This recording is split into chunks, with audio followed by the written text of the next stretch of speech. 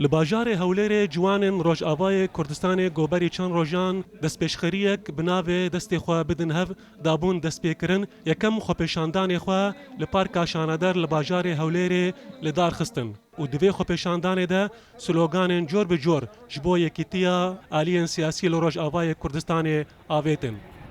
جبر کو دستپیشخریا ما اوی چه بویا ج اردیا کی دینا خلق و گل عاجز بیا ج نیکبونا پارتی کردان و اف در فتا کو دست کردا کتیل روج آوای کردستانه باورد کم تجاره دست ما ناکوه و وکی کو ام ما بابو کال خو لعنت دکرین چم کو دلوزان دا ام به تحقان به تاوان در نکتن ام ناخوازن زارو کی مجی ملعنت بکن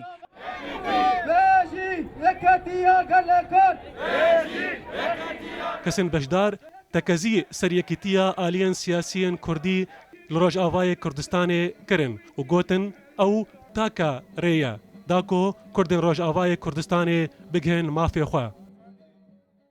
Bin yek bê yekbûnê çaresera me nare serî. Çaresera doza Kurdî nare serî.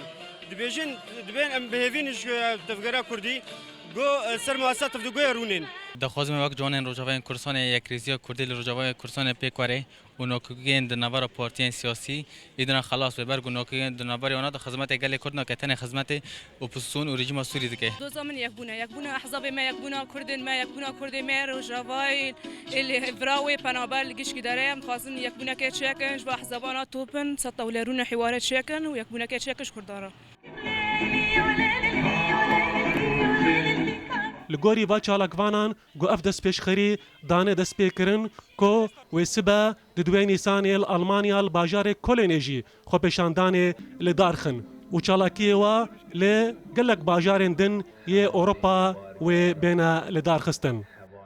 Ji vê derê ciwanên Rojavayê Kurdistanê dest bi xwepêşandanê xwe kirin û ew dibêjin ku wê ser li va çalankiyê xwe berdewam bin ta ku layênên siyasî li Rojavayê Kurdistanê destê xwe bidin hev. Dilxwaz Behlewî, Rûdaw, Hewlêr.